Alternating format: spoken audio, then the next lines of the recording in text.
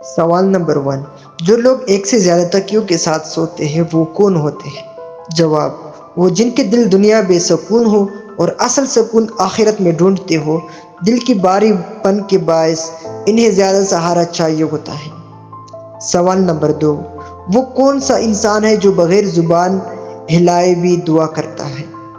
جواب، وہ جس کی آنکھیں آنسو سے بھیگی ہو اور دل غمگین، کیونکہ اللہ دل کی پکار سن لیتا ہے۔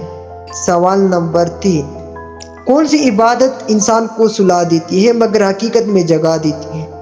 جواب، تہجد۔ اس میں نیند قربان ہوتی ہے لیکن روح بیدار ہو جاتی ہے۔ سوال نمبر 4، وہ کون سا آئینہ ہے جو انسان کو اس کی حقیقت دکھاتا ہے؟ جواب، قرآن، جو نفس کی کمزوریاں، خامیاں اور اصل مقصد حیات واضح کر دیتا ہے۔ سوال نمبر 5، وہ کون لوگ ہیں جو جاگتی ہوئی بھی خواب دیکھتے ہیں؟ جواب، وہ جو جنت کے خواہش مند ہو، دنیا میں رہتی ہوئی آخرت کو اپنی سوچ بنا لیتے ہیں۔ سوال نمبر 6، کون سا پرندہ ہے جو آسمان پر پرواز کرتا ہے مگر دل اس کا زمین سے جڑا رہتا ہے؟ جواب، مومن، جو دنیا میں رہ کر بھی اللہ کے حکموں سے باندھا رہتا ہے۔ سوال نمبر 7، وہ کون سی آواز ہے جسے سب سنتے ہیں مگر اکثر دل اس پر توجہ نہیں دیتے؟